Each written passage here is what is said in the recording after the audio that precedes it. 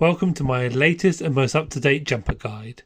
As is traditional with my guide, some of the tips will tell you to do the opposite of some of the more popular guides, but I promise you, follow my guide and you will create a far greater advantage.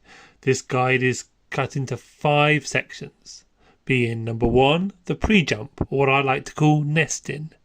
Number 2, we will look then at the jump creation.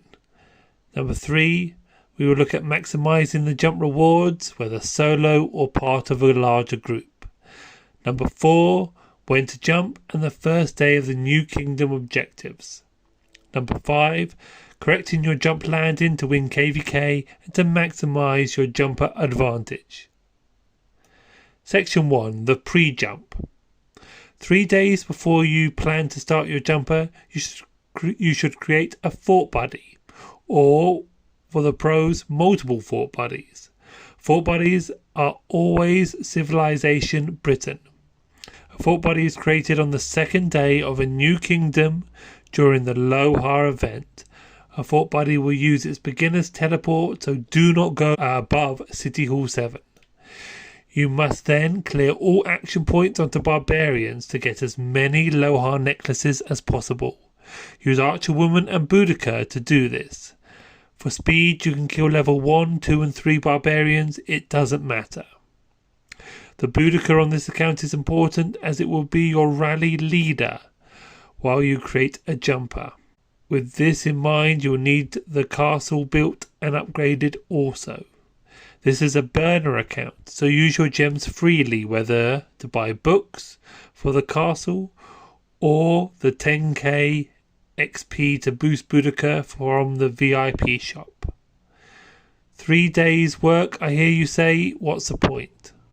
Firstly, your fort buddy will be able to open the Jumper Alliance, which costs 500 gems. Secondly, instead of killing barbarians level 6 on day 1, you'll be running Lohar, which is more effective. Your jumper will be China, so you will have no natural rally leader for blue Lohar and fort ones when they appear. But of course, having a fort buddy will solve this.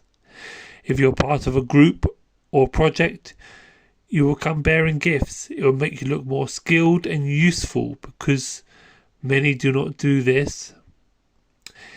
It is often the case on a jumper, your troop numbers will exceed your hospital capacity, so you may want to send your troops to your fort buddy overnight for protection. Let's move on to section 2, jumper creation.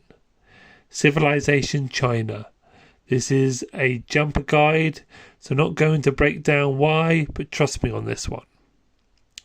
Let's start with the bad news. It's no longer possible to gain seasonal event rewards, KVK rewards, past glory rewards, or use an old account to support your jumper.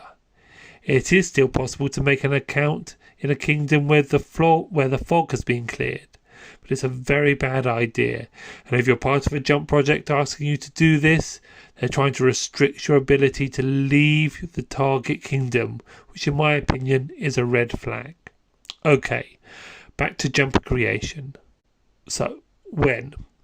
I think a Sunday late 10 PM or Monday in the newest kingdom possible, with a view to make the jump 7 days later on the following Monday. This would mean you're able to collect and win the weekly Alliance donation prizes. If you are pay to play, then it's also important to have that VIP shop on the Sunday to clear as much as possible before the reset. You should, if possible, create the jumper using the new journey event. But if you have no old account available to do this, don't get too hung up. In the grand scheme of things, this is not a massive reward. The same goes for redeem codes. I've made great jumpers with 6 redeem codes, and I've also made great jumpers with 1 redeem code. Right, on to section 3, maximising jumper rewards. Before I start, remember your account cannot go above level 7. If you're a new player, create a test account and have a practice jump using the beginner's teleport. The first action is to make a second jumper. You now have 2 jumpers. One will be the jumper and one will be the lead farmer. but don't decide just yet. Why not open the first 20 gold keys and see which account does better? You're looking for Jones, of course, and Sun Tzu heads, of course. The next action is to jump the Fort Buddy to join the jumpers. I would then rush the Fort Buddy to tier 2 and develop Boudica. Day 1 I will run Lohars with my Fort Buddy. If you're in a project, then great. Do the blue elite Lohars too, but if solo, you may need to do those later, when you're stronger. The most important jumper building is the courier station. Then after that is getting the troop training buildings to level 7. This will give you 1 hour between the need to log in and train more troops. The largest factor in the overall jumper power is of course the amount you log in. For example, if you log in 7 times a day and I log in 14 times a day, roughly I will have twice your power by the end. The next largest factor is obviously the success of your courier and your gold keys luck, which is frustrating, I know, but that's part of the game. To do all the training and purchase available from the courier shop, you will need gathering capacity, so I recommend using troop speed ups. I know a lot would disagree with this, but it will help you avoid opening resource items and collecting quests. More troops will do 1. Make killing barbarians more action point efficient. It will make, on a solo jump, it will help kill the blue Lohar and forts. It will help with expedition progress, which in the future will help you with sunset progress. And when you go to sleep at night, you will gather for longer. Remember, once all research and buildings complete, you only need to gather food and wood, as stone is not needed for tier 1s or the courier shop. Scout as much of the map as you can, collecting all the villages, caves medium and caves high, but never collect the low caves, as when you jump to a new map you'll be able to double count the medium and high caves if you have not collected the low caves. Like troops, scouting would depend again on how hard you work. It's of course possible to clear the map, but a huge undertaking with a level 7 scout building. If jumping solo, remember you'll be able to win the 8 hour speed up every day by getting 10k donations, alliance donations.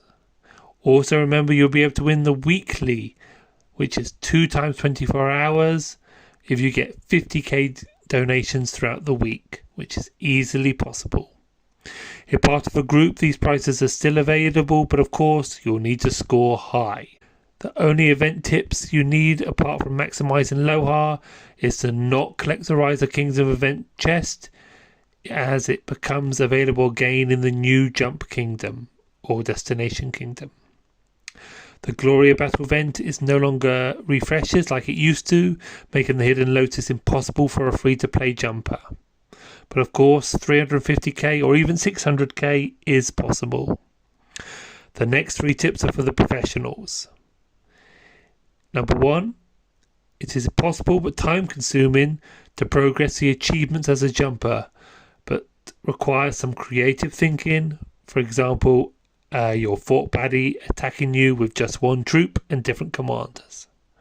Farming helps is a great way to gain speed ups, but doing this solo means you may need to leave your alliance to join other alliances to collect the helps. But be careful, as it's possible to be locked out of your original alliance if you join too many alliances within a certain time. So make sure you've done your 10k donations before you go out and do this.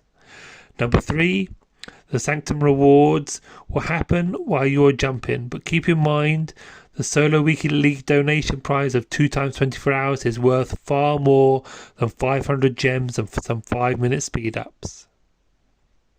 So on to part 4, when to jump and Kingdom First Day. First tip is that it is possible to start City Hall 8, but please be careful, you have to jump before it finishes, so don't fall asleep and ruin your jumper. There is also no way of knowing when the next kingdom is opening. If you're waiting for the next kingdom to open, base it on the time of the last kingdom of how long that took to open. And also remember you need to log in and out for the new kingdom to show. You cannot jump on the Monday until you've collected your weekly donation, which can be as late as 7 AM. I know on later kingdoms it comes almost straight after reset, but this is not the case in early kingdoms. You of course jump to the newest possible kingdom on the Monday. I will always have my lead farm with me. If you have multiple farms, remember there is a jumper cap and your farms could be taking the space of a real player in your target kingdom. So either keep quiet about your farming network or just take the one with you. Your first objective is to farm helps. It's possible, and I will link the video below, that you can get 3,000 helps on your first day if you're in an active alliance and you keep refreshing the helps. This is a huge boost to your speed ups. Your second objective is you do not stop rushing progress until you have the blacksmiths. The blacksmith is a hugely important building and must be got ASAP. You can now slow down. Yes, getting City Hall 17 would be great, but if you have farm support, it's not important until sanctuaries are taken and sunset starts. You want to try and not use research speed-ups and universals from that point. But to maintain your place in the top alliance, I personally carry on building troop power and commander power. A free-to-play cannot hoard it all to keep pace. The last section is correct your jumper. Ignore this section if you've landed with a great alliance and are swimming in golden chests. Not all kingdoms are equal. This is after all a pay-to-play game. Also, 4 kingdoms that go into KVK. Within those 4 kingdoms, the oldest has a 3-day advantage over the youngest. Good luck with your jumper. I hope this guide helps.